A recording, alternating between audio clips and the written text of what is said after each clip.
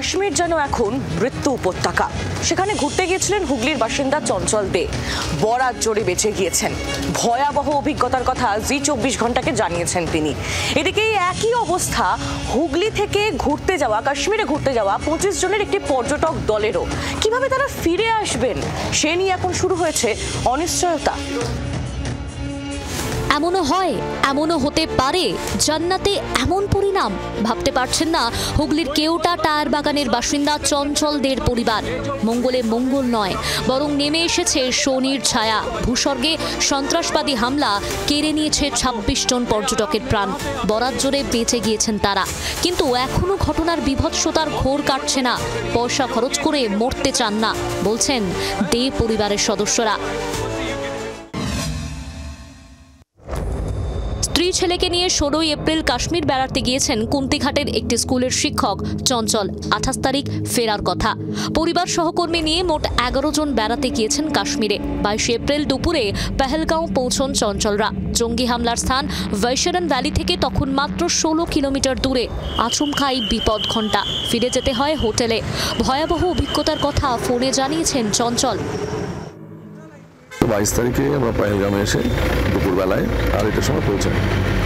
এবার পেহেলগামে যে হোটেলটায় ছিলাম সেই হোটেলটা মেন স্পট থেকে মোট 16 কিলোমিটার দূরে। বৈশারণ ভ্যালি আমরা যাবো না বলেই ঠিক করেছিলাম কোনোভাবেই। শুনি হঠাৎ করে ওখানে খুব দৌড়দৌড়ি লেগে যায়। কেউ কেউ বলতে থাকে যে বৈশারণ ভ্যালিতে গুলি চলছে। আমরাও খুব ঘাবড়ে যাই। ওখান থেকে গাড়ি করে ব্যাক করতে থাকে। আর আসার সময় দেখি প্রচুর পরিমাণে অ্যাম্বুলেন্স যাচ্ছে। পরিস্থিতির আকস্মিকতায় ভয় পেয়ে যায় চঞ্চলের ছোট্ট ছেলেও। আমার ছেলে প্রচন্ড পরিমাণে ঘাবড়ে যায়। তো ঘাবড়ে গিয়ে প্রায় কান্নাকাটি করার মতো অবস্থা, বমি করে ফেলার মতো অবস্থা হয়। উৎকণ্ঠায় রয়েছেন চঞ্চলের দাদা বৌদি। চঞ্চলদের বাড়ি ফেরার অপেক্ষায় প্রহর গুনছেন। কালকের ঘটনার সময় সম্ভবত পহেলগাঁওয়ের কাছাকাছি ছিল।